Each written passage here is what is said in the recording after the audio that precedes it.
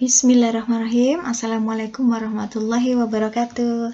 Hari ini saya kasih tugas mengenai akumulasi biaya ya. Di soal 5. Saya bacakan. PT Damai Selalu adalah perusahaan yang berproduksi berdasarkan pesanan. Berarti job order costing ya. Di mana pembebanan biaya bahan baku langsung dan biaya tenaga kerja langsung itu berdasarkan biaya yang sesungguhnya terjadi ya. Sedangkan untuk biaya overhead pabrik itu berdasarkan tarif yang ditentukan di muka atau disebut BOP dibebankan karena dibebankan di awal sebelum produksi. Di mana dengan dasar pembebanan jam tenaga kerja langsung. Rumus BOP yang dibebankan yaitu tarif BOP dikali jam tenaga kerja langsung. Sampai sini paham ya? Baik, selanjutnya saya bacakan. Berdasarkan catatan perusahaan pada awal September 2020, terdapat 2 pesanan yang belum diserahkan ke pemesan, yaitu job ML1 dan pesanan job ML2 dengan serapan biaya sebagai berikut. Nah, di awal September ya, belum diserahkan, itu job ML1 itu ada di gudang barang jadi karena status pemesanannya sudah selesai diproduksi, di mana total biaya produksinya yaitu Rp42.300, terdiri dari biaya bahan baku langsung yang sudah digunakan Rp24.000, terus biaya tenaga kerja langsung ini totalnya $7.500 dan BOP dibebankan ini adalah totalnya Rp8.800 ya, dimana BOP dibebankan ini diperoleh dari jam tenaga kerja langsung dikali tarif BOP. Kemudian pesanan yang kedua, job ML2 ya, ini status pesanannya masih barang dalam proses produksi. Berarti barangnya masih di pabrik karena masih setengah jadi ya, barang dalam proses ya. Berarti barangnya setengah jadi, di mana sudah menyerap biaya produksi sebesar Rp26.400, biaya tenaga kerja langsung Rp12.000 dan BOP dibebankan Rp14.080.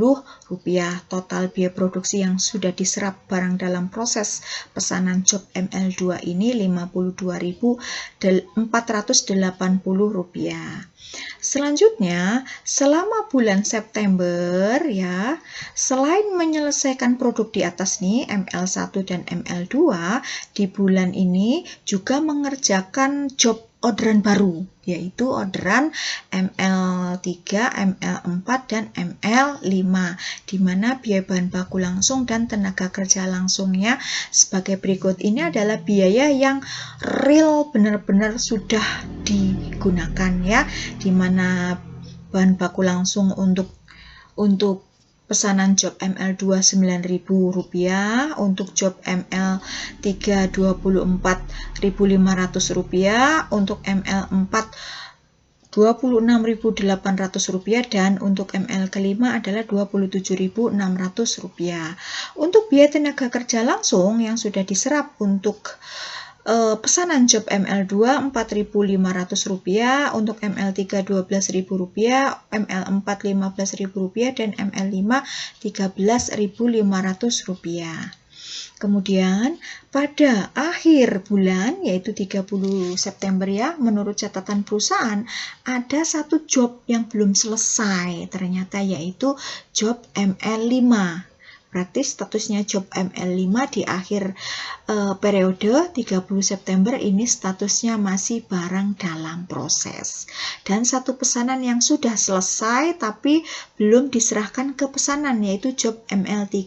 Nah, berarti job ML3 ini merupakan persediaan akhir barang jadi yang ada di gudang barang jadi ya, karena belum diserahkan ke pemesannya. Sedangkan untuk ML2 dan 3 sudah jadi dan sudah diserahkan ke pemesannya.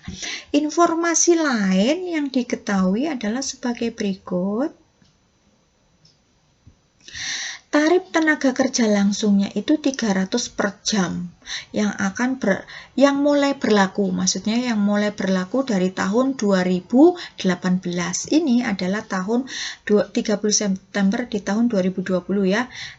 Tarif ini berlaku mulai tahun 2018, berarti sampai sekarang gitu ya. Nah, untuk bahan baku informasi kedua, untuk bahan baku perusahaan menggunakan satu perkiraan yaitu bahan baku ya, dimana artinya buku besar bahan baku itu terdiri bahan baku langsung dan bahan penolong gitu ya, dimana bahan baku untuk menampung bahan bakunya yaitu Rp3.600 dan pembelian selama periode bulan September itu totalnya Rp98.800. Informasi yang ketiga diperoleh penjualan secara tunai dengan penetapan harga 170% kali HPP, harga pokok penjualan ya. Informasi yang keempat, biaya yang dikeluarkan selama bulan September. Maaf, ini tipe 2020 ya. 2020 meliputi biaya penyusutan mesin pabrik sekian, biaya asuransi pabrik sekian, gaji supervisi pabrik sekian, biaya bahan baku tidak langsung sekian, atau bahan penolong ini biaya listrik dan telepon pabrik sekian. Nah, komponen biaya dari poin 4 ini termasuk kalau di biaya produksi, komponen biaya produksi ini biaya apa? Biaya apa keseluruhannya ini? Ini adalah biaya yang aktual, yang real dikeluarkan selama bulan September ya. Ini biaya semuanya yang di poin 4 ini biaya apa? Gitu ya. Komponen biaya produksi yang pertama, kedua, apa ketiga? Gitu ya. Selanjutnya informasi yang kelima, selisih lebih atau kurang, lebih over applied, kurang under applied dibebankan ke HPP setiap akhir periode. Artinya nanti harus dibandingkan antara BOP yang dibebankan di awal periode dibandingkan dengan BOP yang sesungguhnya terjadi, BOP yang real, BOP yang aktual terjadi ya, kita bandingkan itu lebih besar atau kurang dibebankan, lebih dibebankan, over apply atau under apply gitu ya. Diminta hitung tarif BOP ya. Tarif BOP, tahu ya?